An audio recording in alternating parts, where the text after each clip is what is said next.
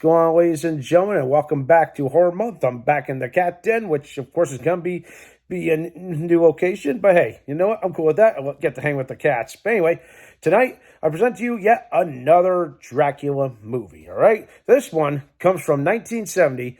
It was produced by Jesus Franco, and it stars Christopher Lee. Oh yes. Now this is an interesting one out of the bunch, because out of all the Dracula movies, this one is a German, Spanish, Italian production, and even though it's distributed by Warner Brothers, but there were so many different hands in producing this movie.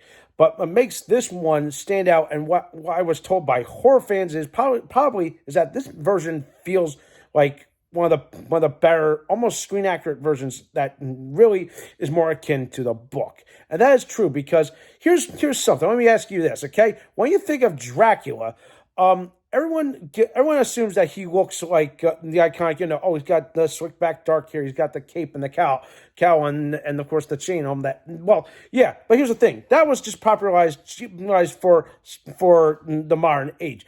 If anybody's actually read the goddamn book, Dracula is depicted as an old man with a mustache. And all the Dracula movies I have seen in my lifetime, this portrayal by Christopher Lee is more accurate. And this is why he and Christopher Lee himself actually really enjoyed working on this production more than the Hammer production, which I find it funny is that around this time he was still technically under contract and still working for Hammer Studios, putting out bangers like the Frankenstein movies. Funny enough, Dracula AD will actually be released 2 years later.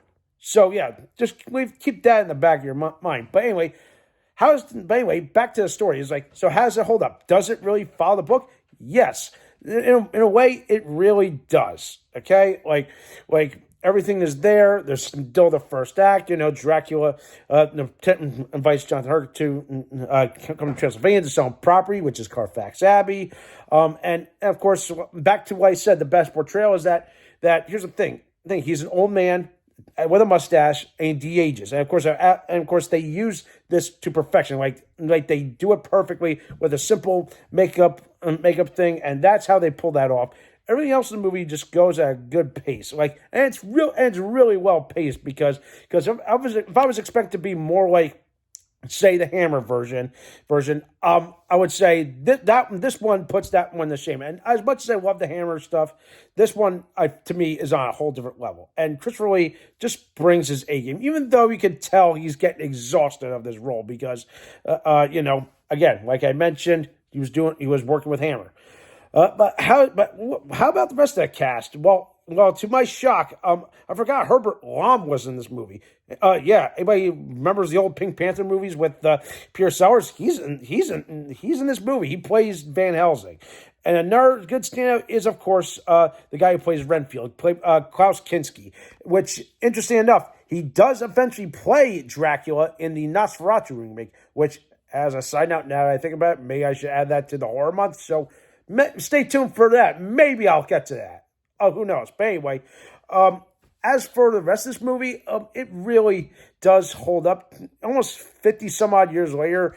And again, even though some of the technology and the setting looks kind of dated, but they really did a great job. And Jesus Franco had a good vision. And I feel even though, again, so many different people had their hands in trying to put their spin and follow the book, at least they did something to really take the best elements, and they did that. The one creative thing that, to me, makes this movie stand out is, okay, this one scene where, if you guys remember the book, there's, when Harker and Van Helsing, they destroy Dracula's coffin, and they get creeped out by seeing visions in the dark. Well, they kind of did a little bit interesting twist on that. Instead of getting freaked out by things in the night, somehow they get freaked out by a bunch of taxidermied animals that come to life. And I thought, oh my God, that is pretty neat. That was a highlight for me, because who would have thunk? How can you pull that off in 1970?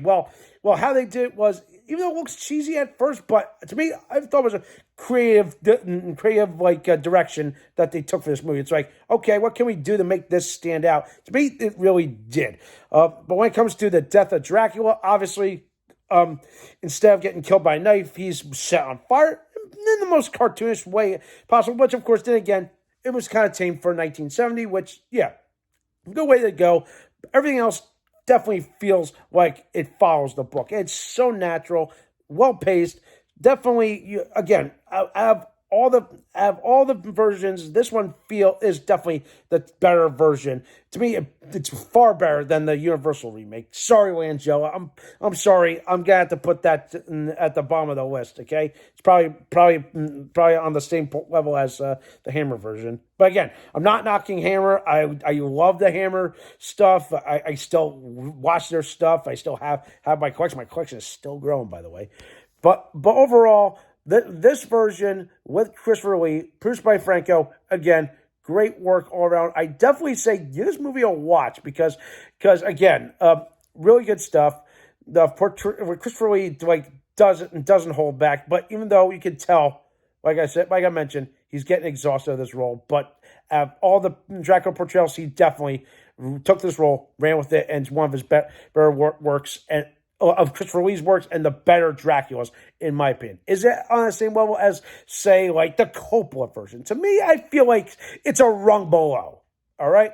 So, with all of that in mind, if I had to give the Franco version a score, I would probably give this maybe a 7.5 out of 10. And I'm being super generous, and that's because I love Christopher Lee. He's one of my favorite icons of the silver screen.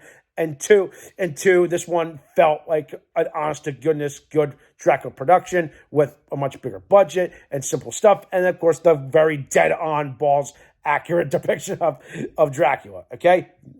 Just like from the book and not from pop culture, okay? If that makes sense, okay? And of course, yeah, I'm not knocking on that, but that's just the way it is, all right? So, yeah, I definitely recommend it, okay? I definitely know it's out there. I watched it on Tubi. If it might still be on Tubi. If not, please, I encourage you guys. You will enjoy it, all right?